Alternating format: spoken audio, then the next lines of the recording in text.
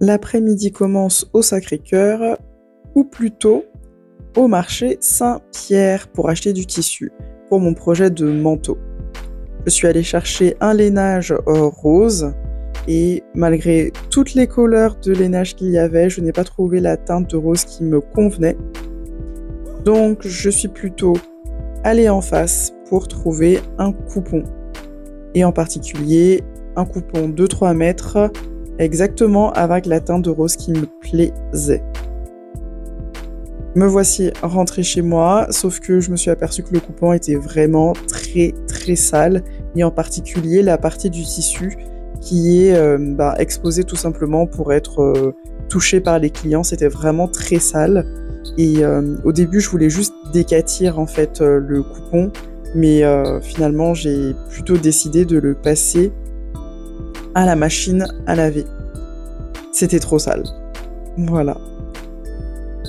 Malgré le fait que je l'ai passé à la machine à laver, il reste quand même une petite trace, donc il faudra que je brosse et que je fasse quelque chose, quoi.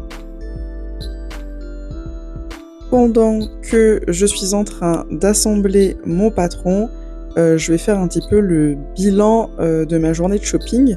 Donc cette journée a commencé d'abord en matinée en achetant le patron PDF pour le manteau. Donc c'est le manteau Ohana de la marque de couture, de la marque de patron, pardon, Shaku. Donc j'ai décidé de prendre la version PDF et ça m'a coûté 13 €. Ensuite, le lainage rose de 3 mètres sur 1,40 ou 1,50, je sais plus très bien. Il m'a coûté 40 €. Après, j'ai acheté du thermocollant. J'ai sans doute acheté trop de thermocollant parce que dans les instructions couture, c'est recommandé uniquement pour le col. Mais je me suis dit que j'allais thermocoller les deux devant. Donc j'en ai eu pour 9 €. Ensuite, j'ai acheté 7 boutons noirs pour fermer le manteau. Donc j'en ai eu pour 10,50 €. Et enfin, j'ai acheté du fil rose. Donc si je calcule bien, j'en ai eu pour 75 € déjà pour ce manteau qui n'est pas encore cousu du tout. Voilà un peu le résultat des courses.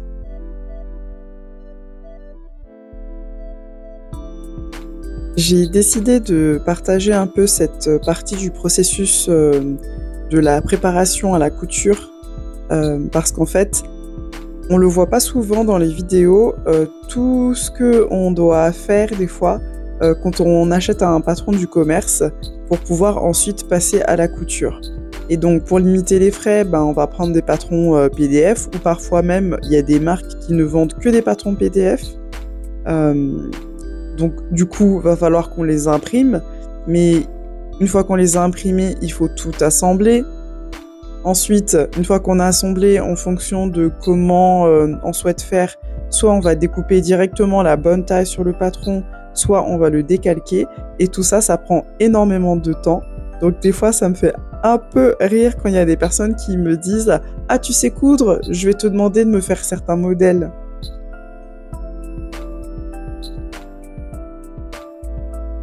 Tout ça demande quand même beaucoup de temps. Et donc, ce n'est pas si simple de trouver le temps de coudre pour soi, mais aussi pour les autres.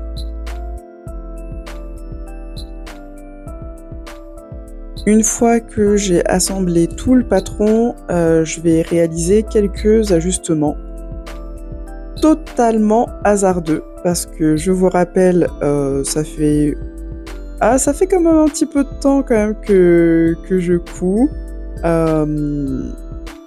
Je sais plus, peut-être 8 ou 9 mois, mais en fait, je suis pas très forte dans l'exercice de modifier des patrons, et je fais un peu des modifications hasardeuses.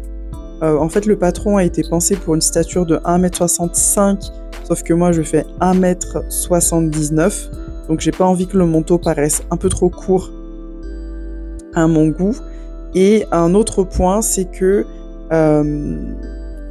en termes de morphologie, je fais plutôt une taille 38-40 au niveau du buste, alors que au niveau du bas et du bassin de mon corps, je suis plutôt sur du 42. Donc du coup, si je choisis de faire un manteau tout en 40, en taille 40 par exemple, j'ai peur que ce soit pas terrible après au niveau du bassin.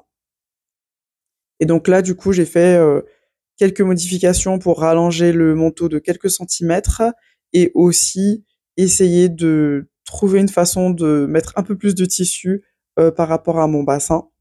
C'était peut-être pas nécessaire parce que c'est juste un manteau, mais je sais que j'ai cette problématique-là avec une parka que j'ai achetée dans le commerce, où je l'ai acheté en taille 40 et quand je ferme complètement le vêtement, bah, je suis assez serrée au niveau du bassin.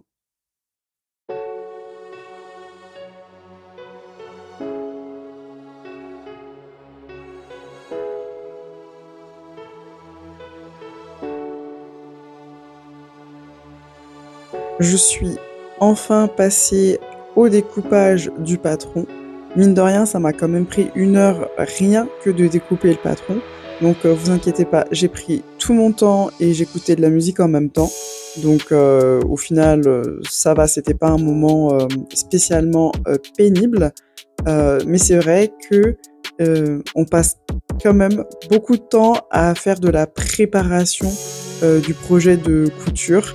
Et là, en l'occurrence, vu que j'ai acheté un patron PDF, ça m'a demandé quand même pas mal de temps pour imprimer, pour assembler, pour découper le patron. Il y a aussi le fait que j'ai fait, entre guillemets, des ajustements que je qualifierais de hasardeux. Et je ne sais pas du tout ce que ça va donner au final. Mais voilà, on passe quand même beaucoup de temps à faire de la préparation dans un projet couture.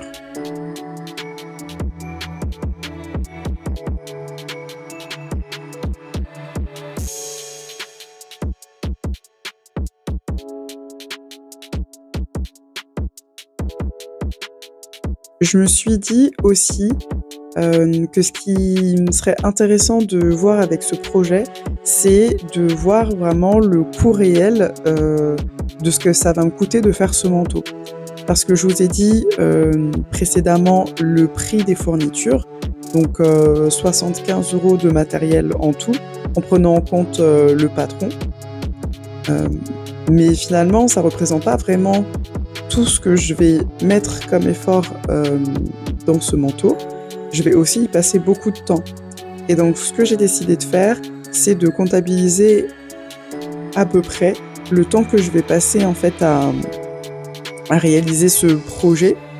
Et là, par exemple, on va dire que j'ai fait une première session couture où j'ai juste préparé le patron et je crois que ça m'a pris déjà 2h30. Et tout ce temps-là que je vais passer, je vais essayer de trouver un moyen pour le valoriser et je vais rajouter le coût de ce temps au coût des fournitures. Et là, je pense que j'aurai déjà un indicateur qui est un peu plus fiable de qu'est-ce que ça me coûte à moi pour réaliser un manteau.